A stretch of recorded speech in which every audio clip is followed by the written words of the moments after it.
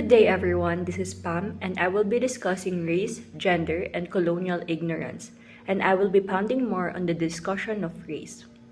So, in Linda Alcoff's article, Philosophy and Philosophical Practice, Eurocentrism as an Epistemology of Ignorance, she explores how Eurocentrism not only functions as a worldview but also a pervasive epistemological structure that governs knowledge production and the practice of philosophy. Alcoff critiques that the dominant philosophical traditions, particularly those originating in Europe, for their exclusion of non-European perspectives and their role in reinforcing historical structures and power domination. Alcoff argues that the Eurocentrism is not just a cultural or political perspective, but a system of knowledge production that systematically excludes non-European epistemologies and racializes knowledge itself. Race in this context becomes a critical epistemic tool that has been historically used to categorize, hierarchize, and exclude various groups of people based on their perceived difference from European norms. So first, let us tackle the race and epistemic values. So Alcoff connects race to epistemic violence, the idea that certain groups of knowledge, experiences, and ways of knowing are systematically excluded or distorted in ways that perpetuate social hierarchies.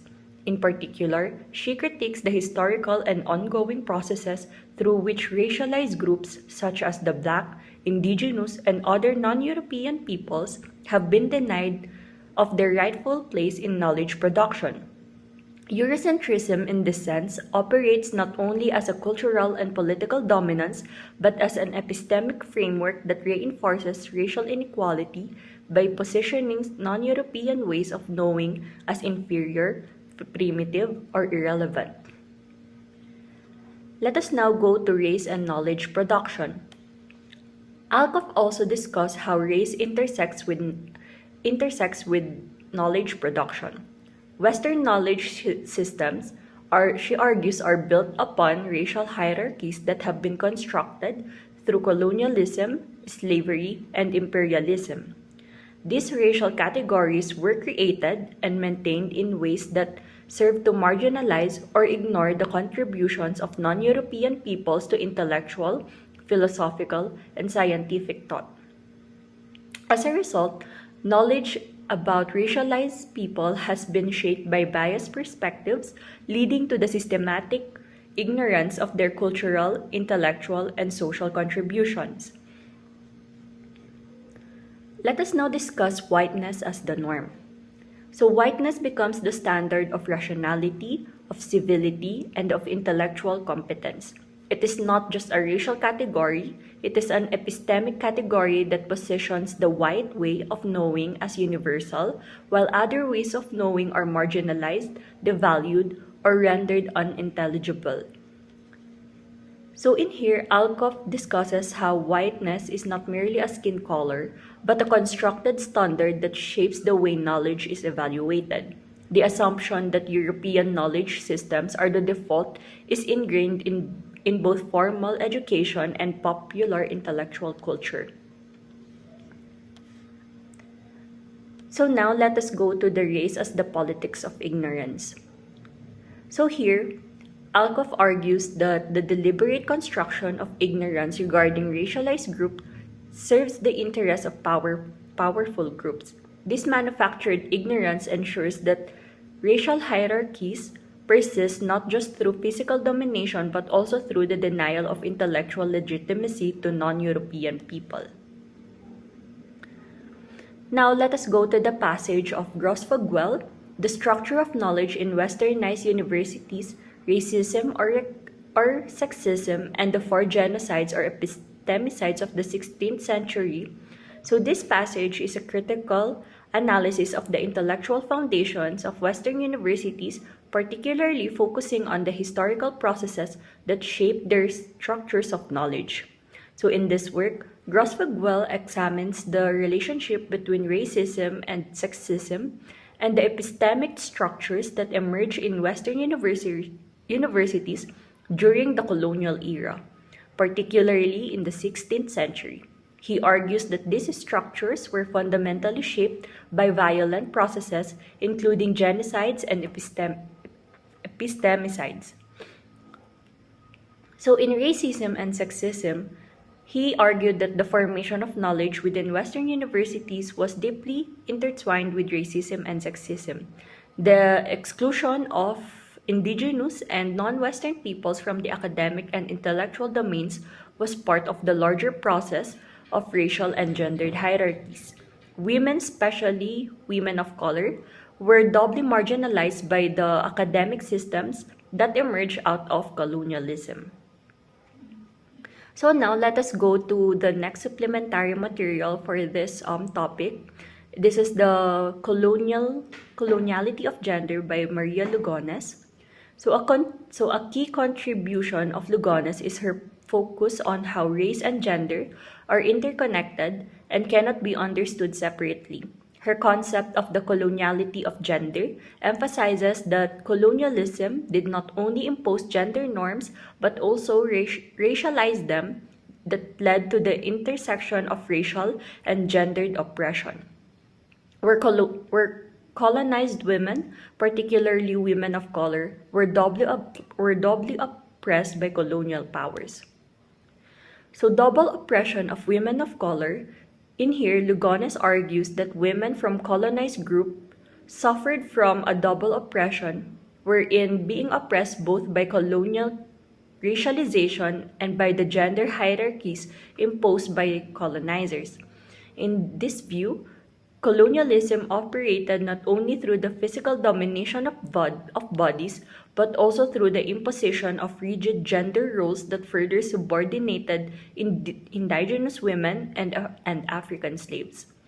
These women were considered doubly inferior, both racially inferior due to their non European status and gender of inferior due to their position in the colonial gender system.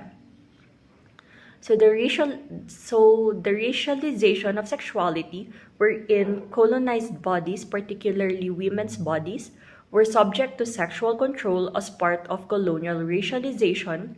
Sexual violence against colonized women was not just an act of physical dominance, but also part of a broader project of racial and gender domination.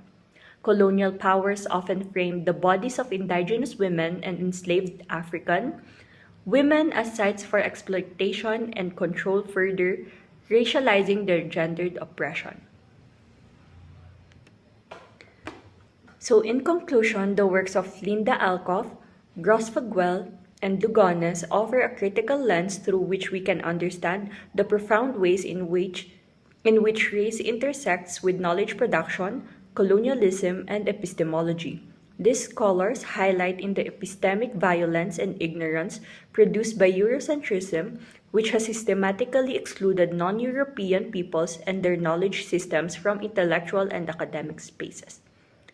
Alcoff, for instance, emphasizes that the Eurocentric worldview, while positioning whiteness as the norm and the standard of rationality, has systematically marginalized non European epistemology, reinforcing racial hierarchies that continue to shape contemporary intellectual life. So, to move forward, the academic world must engage in a critical rethinking of its historical foundations and embrace epistemic justice. This means recognizing the validity and value of marginalized perspectives and creating spaces where the knowledge of racialized and gendered communities can be seen as legitimate and worthy of academic inquiry. Only then can we hope to create a more inclusive, just, and equitable intellectual environment that truly reflects the diverse and multifaceted nature of human experience.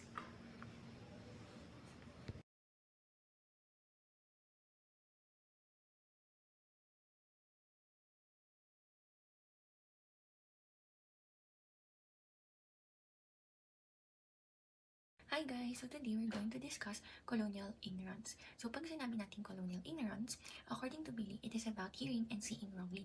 It ito yung outcome ng pag-erase, pag-dismiss, pag-distort, at paglimot ng lives, cultures, and histories ng mga taong na-colonize. According to Linda Martin Alcoff's philosophy and philosophical practice, Eurocentrism as an epistemology of ignorance, there exists a problem of colonial ignorance, kung saan we think that the best form or yung standard ng philosophical systems is that of the Europeans and that of the Western. So we think na yung philosophy na meron tayo ngayon is universal and applicable to everyone. So we also think na it is subjective and should not be affected by our personal repercussions. So si Alcoff, diniscuss niya dun sa article niya na during the period of colonization, yung European philosophers assume na yung philosophical beliefs and norms nila ay universal and widely acceptable and applicable despite not considering yung cultural and geographical aspect or differences ng mga groups all over the world. So sinabi din niya na yung philosophers then hindi sila welcoming sa conversations about other perspectives which further exacerbate yung issue and led to numerous philosophical mistakes, hence yung Eurocentrism. So as questions toward philosophy being considered transcendent, nire-reinforce yung idea na yung West is yung birthplace and yung source ng philosophy. So what Alcoff is trying to say is that hindi daw enough na i-consider lang yung other perspectives and welcome other philosophical systems and beliefs, but rather a decolonization of how we teach and interpret every philosophical thought. So, by decolonization, ang ibig sabihin nito ay we should acknowledge yung colonial influences and try to separate that from what was present before the Western influence or the colonial influence. So, according to Yinchan, it is about recovering what is authentically non-Western, whether that consists of the art, the cultural practices, philosophical traditions, and knowledge. So, in Lewis Gordon's article which is entitled Decolonizing Philosophy, diniscuss niya na yung focus daw kasi ng philosophy nakadepende sa priorities kung saan siya pinapractice in certain parts of the world. For example, he stated that sa East Africans, nakafocus sila sa astronomy, architecture, and medicine. So this affected yung philosophical reflections nila in terms of justice, truths, and laws, as well as yung power negotiations among the population. So he states that to let go of colonial ideas and practices means to let go of the self. However, in an article entitled Comparative Philosophy and Colonial Struggle, the Epistemic Injustice of Colonization and Liberation of Human Resource, si Grant Silva, yung author, in-argue niya na mahirap daw man-decolonize yung philosophy kasi yung episteme or the conditions for the possibility of a claim or idea being possible or impossible within the space of knowledge, as put by Michael Foucault of Western philosophy, is contoured by the history of modern European colonization and ideological justifications. So, ang sinasabi dito ay mahirap ma-separate yung colonial influences sa mismong philosophy kasi it is yung European philosophy mismo yung nag-shape kung ano nga ba yung mako-consider natin as philosophy. So, nasi-shape niya na yung what is valid and what is not. So, as I quote Alcoff, you must rethink the very geography of epistemology or the way we reason and knowledge are geographically and culturally framed because the history of a philosophical idea may not account for its value, but it gives explanation to how they became so prominent or central to philosophical debates. Like yung sa what happened with the European philosophy. Kasi di ba yung mga West, parang sila halos nag-colonize sa atin. So they can strongly force what they know in their ideas to people they are colonizing. So parang mas naging prominent yung ideas nila. So according to Grant Silva, yung multiple perspectives, so nag-agree siya kay Alcoff. So yung multiple perspectives ng philosophy might trigger debates and uncertainties about which is the correct and valid one. So si Silva in-argue niya na to decolonize philosophy means to consider and recognize yung origin stories ng colonization ng philosophy para maintindihan natin yung oppression na namamanifest ng colonial knowledge. So, si Grant Silva, minention niya si Bargava. So, si Bargava, in relation to the colonial ignorance, nirelate niya yun sa epistemic injustice. So, the literature on epistemic injustice usually deals with the issue regarding race, gender, equality, pero not so much about the role of colonization in manifesting oppression or epistemic injustice. So, it is important to address yung role ng colonial ignorance in terms of epistemic injustice kasi this translates to our everyday lives. So, si Bargava, according sa kanya, yung colonization daw is a type of epistemic injustice na nagmamanifest sa economic, political, and cultural aspects ng buhay natin. So, the cultural aspect being yung concepts and categories kung saan ang naintindihan ng isang grupo yung sarili nila is changed and transformed by the colonizers or yung mga na-colonize na. So, si Bargava, nag-identify na yung three ways on how minds are colonized. So the first way how minds are colonized and leads to epistemic injustice is the imposition of abrupt change in the epistemic framework or a change in the ways of responding to material and social or cultural demands and reflect the range of opinions, wisdom traditions, and critical reflective capabilities of a community. So, nangyayari ito when a forceful event or alteration takes place among the community or kung saan yung isang grupo hindi na nila masustain, ma-retrieve, or ma-develop ang kanilang ways of thinking. So, this also include how yung changes in the religious systems and linguistic practices are utilized by the colonizers to commit epistemic injustice. For example, dito sa Pilipinas, nung na-colonize tayo ng mga Spaniards, yung ating traditional practices like yung rituals, offerings, and ancestor worship were labeled as pagan. So, na-suppress yun. So, yung di ba dati naniniwala tayo sa mga spirits, ganun. So, they were all changed. So, the colonizers, ginamit nila yung religion, hindi lang para ma-convert tayo, but to control the population, i-reshape yung moral values natin, at ma-align yung social structures natin, pati yung knowledge natin with the European norms. So, evident din to sa Americans nung kinonalize niya. Kinonal So, in terms of linguistic practices naman, evident to nung pag-colonize natin ng Americans. Kasi yung English, it became the primary language of instructions sa mga schools. So, yung native language natin, such as Tagalog, Cebuano, and Ilocano, parang naging pang-informal use na siya. So, nagkaroon ng hierarchy of languages kung saan yung English is associated with education, while yung native languages natin ay associated with or they were marginalized or labeled as for the uneducated, and they were seen as inferior. Yan. So the second way how minds are colonized is when yung indigenous way of thinking are dismissed and devalued by the colonizers and yung mga na-colonized. So dito, tinitake advantage ng mga colonizers yung mga similarities nila with the indigenous people, tapos bluntly nire-reject at nire-refute yung mga differences in opinions na meron sila. So this is so that the colonizers continue to hold power over the people. So according to Bergava, isang consequence nito ay nagpipave siya ng way for the false belief of universalism, which is yung foundation of colonizing culture. So the last way how our minds are colonized is when individualization is discouraged while ini-emphasize naman yung collective identity. So ito yung main concern ni Bargava kasi nabiblur yung individuality na ito yung nagbibigay ng uniqueness, diversity, and dynamic sa isang grupo. And this reflects kung ano nga ba talaga yung life. So what the colonizers do is they offer a totalizing, homogeneous, and static group identity. So naglilid to sa pagkawala ng epistemic autonomy or the ability to think for oneself. So example nito is yung erasure ng ethnic and regional identities natin. So pre-colonial Filipinos had diverse ethnic identities before.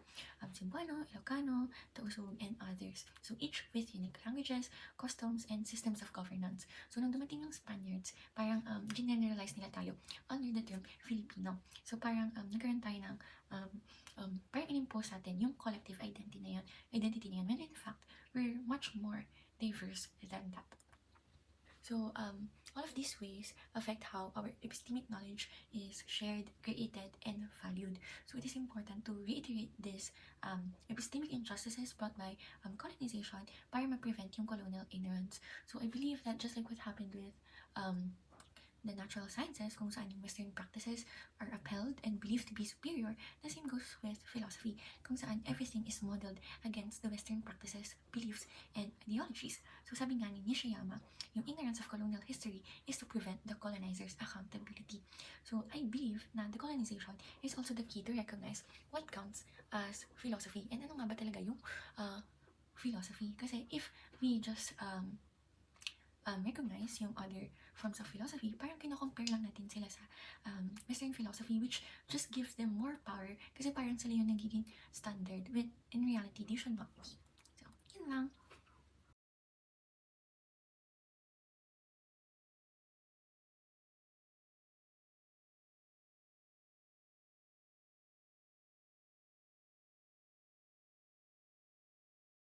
Hello, everybody. I'm Luis Manyalak, and hello, everybody. I'm Luis Manyalak, and today I'll be discussing Linda Martin Alcoff's essay, Philosophy and Philosophical Practice, Eurocentrism as an Epistemology of Ignorance. This reading is essential in understanding how Eurocentrism has shaped philosophy and why there's a need or why we must confront it. Let's start with a question. Why does philosophy, a field concerned with universal truths, often feel so Eurocentric? Well, Alkov's essay critiques this bias, showing how Western philosophy has historically marginalized non European knowledge systems. She calls this phenomenon an epistemology of ignorance, a deliberate and systemic exclusion of non Western ways of knowing. Now, the epistemology of ignorance isn't just a lack of knowledge or, ignorance. It's an active process where certain traditions are erased or devalued, and not only traditions, but cultures as well. For example, many of us study or have read Plato and Kant, but rarely engage with thinkers like, say, Confucius or African philosophers. This selective focus perpetuates the idea that philosophy is a uniquely European enterprise, which is why in Eurocentric. Now, Alkov outlines three ways Eurocentrism manifests in philosophy. First is the canon problem, where university curriculums or curriculums in general center on European philosophers, sidelining contributions from other philosophies, other philosophies from Africa, Asia, and indigenous traditions. Next is cultural essentialism. Non-European philosophies are often dismissed as mystical or too religious or lacking in rigor, wherein it's viewed as not necessarily parang scientific or systemic way of philosophy. And lastly is appropriation. Ideas from non European traditions are sometimes borrowed, but their origins are erased. For example, Buddhist or indigenous concepts are rebranded as new ideas in Western philosophy, where para making fad yung sorry, uh, certain ideas from other philosophies become like a fad when it's brought in Western philosophy. Now, to understand this bias, we need to look at history. European philosophy developed alongside colonialism. Thinkers like Kant and Hegel weren't just theorizing about universal truths, they were also justifying colonial domination by portraying non European societies as inferior. These ideas weren't harmless as they shaped global hierarchies that are still present today. Eurocentrism in philosophy limits our ability to address global issues.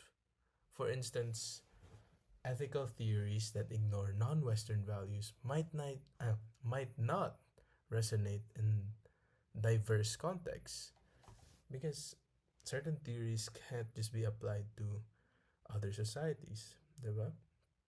Philosophical discussions about justice often fail to account for colonial histories, and critical topics like decolonization, indigenous rights, and environmental justice remain under theorized, wherein it's not really di binibigyan ng halaga yung topics na yun.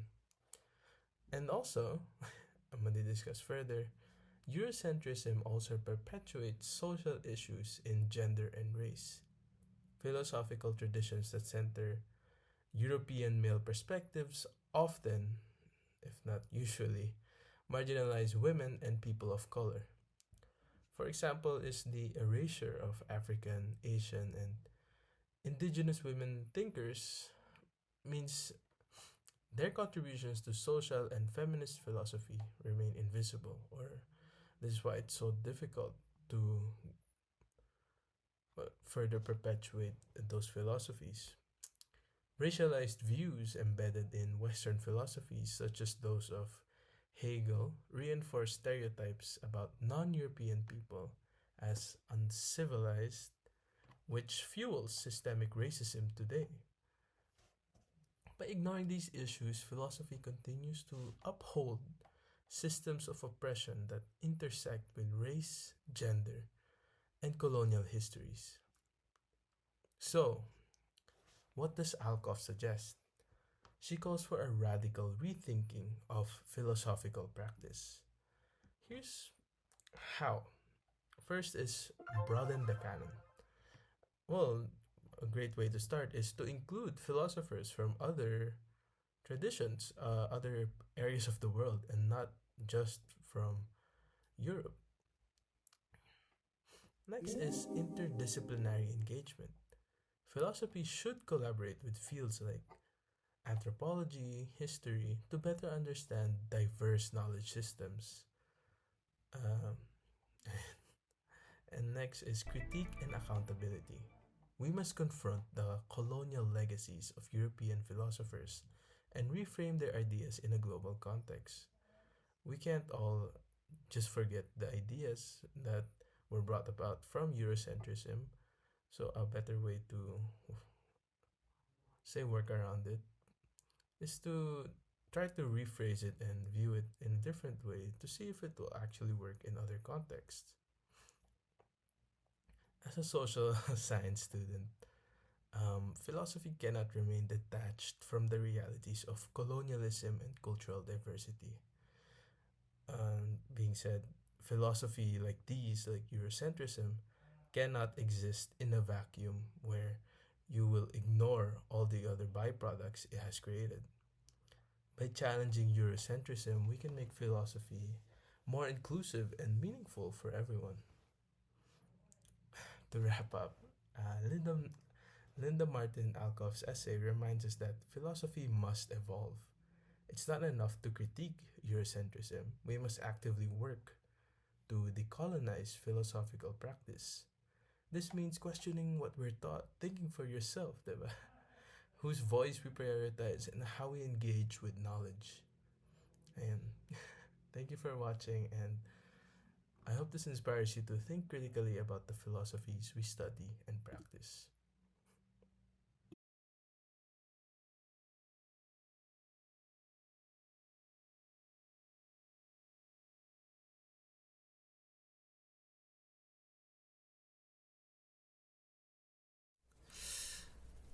Okay, good morning, good afternoon, and good evening. So, ayun, sa video na to, I will talk about the role of religion and race and colonial ignorance in the context of Eurocentrism. So, yung discussion ko dito, mostly based sa criticism ni Alcoff sa Eurocentrism.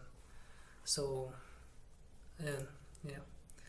Una-una, i-define muna natin kung ano ba talaga ang Eurocentrism. So, basically, mga simple definition lang. It is how Europeans view their knowledge, culture, philosophies, religion, and views as being the best or most intelligent. Sila yung pinakamagaling, sila yung vanguards, tas sila yung nagsiset ng limits of humanity. Basta very narcissistic. Essentially, ganun. Tapos yung Eurocentrism na to, it sees other knowledge and epistemologies as inferior to their own. Hindi sila ganun ka-advanced as us. Parang ganun iniisip nila. Tapos particularly, yung mga thoughts na yun ay targeted towards the colonized and indigenous people. So, yes. Moving back to religion. So, and religion is a central topic in Eurocentrism. Lalo na yung Christianity, tas yung role niya sa colonization of multiple countries. Isang example na binigay nga ni Alcoff sa reading is yung recubrimiento nung Spanish monarchy. So basically yung nangyari dito is yung mga Native Americans, parang pinilit sila, tapos kinailangan sila mag-convert to Christianity. Tapos yung mga those na convert na nga, kinonsider na sila as under the crown, under the Spanish monarchy. Tapos syempre, isa pa example dyan is tayo, yung mga Pilipino. Na-experience naman natin to first hand from when the Spaniards colonized us and converted our ancestors' religion to Christianity. Yung mga religious epistemologies, yung spiritual practices ng mga ancestor natin, ayun, naging converted, nag-convert na siya to Christian doctrines. So yung basically yung sinasabi ko dito is yung religion, it was used as a tool for conquering and colonizing indigenous people. Actually, hindi naman, indigenous people. So, meron ding especially sa 15th and 16th century Christianity na may nagkaroon ng mga thoughts about Christians versus non-Christians or Christians versus heathens, self versus not self, kami versus silang mga non-Christians, kaming naniniwala sa Christianity versus sila. So parang, ayun, nakikita nila yung Christians as superior and laging tama compared to those non-Christians na parang may iba silang beliefs, parang superstition lang naman yan or whatever. So basically yung mga non-Christians, they were considered as heathens, tas kinonsider sila as barbarians. Parang kina-question pa nga ng mga Christians if these barbarians were even capable of rationality or whether they even human beings. So parang basically nag-denegate sila ng epistemology na hindi sa kanila. So may tinatawag ni Alcoff to na epistemic death kasi nga ninenegate nila they completely negate and exclude the production of knowledge from other parties. Parang binabaliwala talaga nila as nothing burger. Yes, pero sa Eurocentric thought, eventually nag-transition din siya. Naging yung religion naging considered as irrational and pre-modern, tas kinonsider na secularism and yung mga empirical discoveries yung consider as progress. So tinatawag itong enlightenment, which is essentially more based on rationality than religion. Pero sinabi naman ni Alcoff na superficial lang din naman talaga to kasi nga yun, yung secularism, they still have underlying theological narratives. So nakabase pa rin siya sa mga religious narratives nga. Meron silang state of grace or yung idealized origin sa theological narrative, yung parang Garden of Eden. Tapos basta nga yung origins of humanity, a time before corruption, tapos merong the fall or essentially decline. Pwede ito yung compare sa theology sa yung pagkain ng apple nila Adam and Eve. Tas yung basically the fall sa in the context of humanity, parang pwedeng sabihin yung corruption or pagka-dictatorship, basta it's a decline. Tas typically meron ding redemption. So lang to, parang enlightenment or development, progress, technological advancement. Tapos finally merong parang judgment. So sa Christian narratives, ayun, si God nag-deliver ng judgment. Pero sa normal human societies, nagbigay si Alcoff na example na yun, mga philosophers or yung elites yung magbibigay ng judgment sa society. So anyways, basta yung idea dito is that religious ideas still persist within rational and secular framework. So ayun, makakonsider natin na religion is still quite an important epistemology. Tapos ayun, ginamit nga rin ni ni Alcoff si Las Casas as an example ng decentralization. Kasi nga si Las Casas, even though part siya ng European structure, na kinaya pa rin niyang i-recognize yung knowledge, tas yung epistemologies na mayroon yung mga colonized and indigenous people, na ayun, yung life, and na-recognize niya na importante yung experiences at lives ng mga indigenous people na yun. So, kinaya niyang makita yung non-Christians as more than just not self. Tas meron silang different production of knowledges. Na-recognize niya na sa mga others, tao rin talaga sila na may sariling epistemologies. Ayun. So, in conclusion, religion, kahit nga, even with all its flaws and sins from the past, specifically kung paano nga talaga dumaganap yung Christianity, pa rin siya, have talagang valid epistemology and means of production of knowledge. Ayun, parang di lang naman yung empirical and secular knowledge ang science ng development and progress, pero religion din talaga. Yun nga, kailangan talaga natin mag-decolonize and decentralize. Parang kailangan natin makita na yung mga iba-ibang religion sa buong mundo, they are real and legitimate sources of knowledge. So, thus, different ways of understanding from different epistemologies.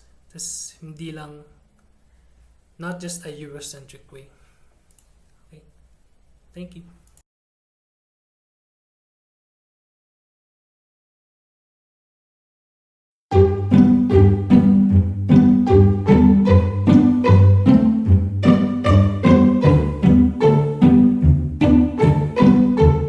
So hello guys, we're back again with another video. Today our discussion is entitled The Coloniality of Gender, Our Intersectional and Interconnected Struggles, where I will discuss the historical connectedness of race, gender, and colonial ignorance using the three works. First is Grosfoguel's The Structure of Knowledge in Westernized Universities, Epistemic Racism, Sexism, and the Four Genocides Epistemicides of the Long 16th Century.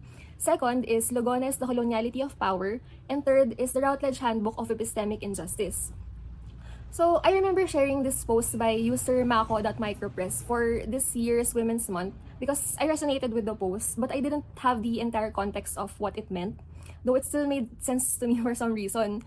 One of the posts in the slide said, "Be feminist, collectivize the struggle for power, deeply understand the interconnectedness of all our histories, experiences, and differences that spring forth from our shared struggle for genuine liberation and abundance for all."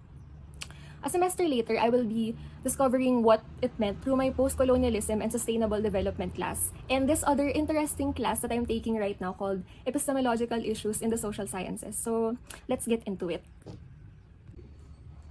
In Grosfoguel's work, the problem at hand was that westernized universities only focused on knowledge produced by the men, particularly of 5 Western countries, namely Italy, France, England, Germany, and USA. In other words, these countries have epistemic privilege over non-Western countries, and their knowledge was considered superior over the rest of the world, which was said to be epistemically inferior. However, the implementation of these canons in universities overlooked the fact that their knowledge does not apply to all countries. This reminds me of one trait of imperialism, conformity, which is from Alata's work, Intellectual Imperialism, Definition, Traits, and Problems, where in conformity, the subjugated are expected to conform to certain aspects of life of the dominant powers, such as their organization and rules, even if this does not directly translate properly to them or to their society. However, Grosfoguel says, before we take on the knowledge in Western universities and why it is problematic, we must first start with Cartesian philosophy. Cartesian philosophy or Cartesianism alludes to a way of thinking that only welcomes dualisms and not a fluid or integrated way of viewing the world. Descartes introduced a idolatric universalism of Western male tradition of thought, where there are attempts to replace God themselves and godlike ways of producing knowledge. This philosophy or perspective then comes from a being who sees himself as the center of the world just because he has already conquered the world. That being, according to Dussel, is the imperial being. So after conquering the world, they achieved so-called godlike status or qualities that made them believe they have epistemic privilege. In other words, they started seeing their knowledge as superior and others as inferior, and thus deserving of management or even extermination from them. This false perception of superiority set the stage for colonialism of other countries all over the world by the dominant powers. Colonialism, by definition, is yung cultural, political, economic, and social domination over a certain group of people by foreign power over an extended period of time. Its purpose includes the exploitation of colonized people for labor and their natural resources, formation of new markets for the economic advantage of the colonizers, and lastly, to widen the reach of the colonizers' way of life to people outside their own borders. The particular cases of colonization discussed in detail in the readings include the conquest of Al-Andalus Muslims and Jews, the Aztecs, Africans, Indo-European women, Yoruban and Cherokee people, among others. In this video, we will be examining the experiences of these colonized peoples to see how deeply colonization has affected the psyche of these people and how these beliefs rooted from colonization still persist today because of how intricately implanted these systems of injustice are. So firstly, in the conquest of Al-Andalus and the Americas, religion was used to justify the militarized means of colonization. Their purpose was to conduct the conversion and salvation of indigenous people. According to Con and Reddy, they were dominated through two ways, genocide and epistemicide. First, genocide through the forced removal of Muslims and Jews from their land and eventually replacing them with Christians. And then second, epistemicide through the destruction of Islamic and Judaic knowledge and spirituality through the burning down of libraries. This was symbolic of, yung destruction of priceless indigenous knowledge, which the colonizers, as we mentioned, viewed as inferior. These actions are very much alive and present today through the ways in which Israel uses to occupy Palestine, more popularly known to us as settler colonialism. Eventually, we would find out that the relationship between religion and the empire was central to the conversion of a system of power from one that is based on religion to one that is based on race. So sumunod naman, noong 15th to 16th century, the Spanish coined the term people without religion. To them, having no religion was comparable to having no soul. So colonized peoples at that time were branded as being people without a soul, quote-unquote. They saw the Native American and African people as having no soul and thus being animals that can be enslaved without it being considered a sin. They had them do forced labor without guilt or fear of repercussions. However, particularly with the enslavement of Africans, religious racism began to transition to color racism. Colonizers also used epistemic inferiority to claim that black people lack intelligence and have low IQ levels. In Lugones, The Coloniality of Power naman, Patricia Hill Collins detailed how African women are presented as being sexually aggressive. So during the period of slavery, black women experienced widespread sexual assaults from white men. Slavery also confined them to the responsibility of only looking after white children instead of their own, hindering the development of their own communities. Di pa sila nakakontento dun. Eventually, the colonizers were not just satisfied with imposing their false dominance using religion and race. Eventually, when they saw how influential women are in leadership and how they get in the way of absolute control of land and people, they knew that they also had to impose systems of domination over gender too. In the 16th to 17th century, European women themselves were not spared by the colonial violence of the colonial male. Federici saw a link between the witch hunt of Europe and African enslavement to the early days of capitalist expansion. European women held generations worth of knowledge and powerful leadership positions in communities. So attacking them and consolidating a Christianized patriarchy meant breaking apart the autonomous and communal land ownership that they spearheaded, that they led. And since there were no books to be destroyed and the sources of knowledge were the women themselves, sila mismo yung may nagtatransfer ng tradition through oral means or oral exchange, their bodies became the books that were destroyed and burnt. In Cherokee and Yoruba pre-colonial culture naman, the Women's Council had significant political and and spiritual authority. They had the power to decide on matters of war, captives, political, public decisions, marriage, and bearing arms. Eventually, women were stripped of this once patriarchal systems entered the picture. The miseducation by the colonial powers were so deeply ingrained that up until today, there are systems in society and groups of people that still believe in these false notions based on social categories and enable their existence. Some examples include yung tensions and violence because of differences in religion, the norms imposed based on gender and the binary of sex, and the social divisions based on race. So people still believe that women are not fit to lead, that there are only males and females and being otherwise is considered a sin, or that race is real. It's not. As Fanon puts it in Black Skin, White Mass, and Wretched of the Earth, colonialism and imperialism are psychologically violent concepts, and colonialism in particular was a total project that did not leave any part of the human person and its reality untouched. Up until today, people that were branded as inferior are continuously oppressed because of the internalization of the false impositions by the colonial master. Marginalized individuals are still unable to gain access to power and decision-making because of their social categories or the social categories that they belong to, that they identify with. They are still subaltern to the Western man. Spivak says that the subaltern cannot speak. Their voice and agency are hindered by the conditions they are subjected to, as well as their interconnected social categories. The experiences that we gathered above tackled the silencing of colonial and colonized and marginalized peoples through remorseless violence and the destruction of their indigenous knowledge. However, what we did not know is that this violence serves as the foundation behind the knowledge that is put in high regard in westernized universities that we know of. Alcoff's chapter on Eurocentrism as an epistemology of ignorance tells us that Eurocentrism is not just a matter of preference.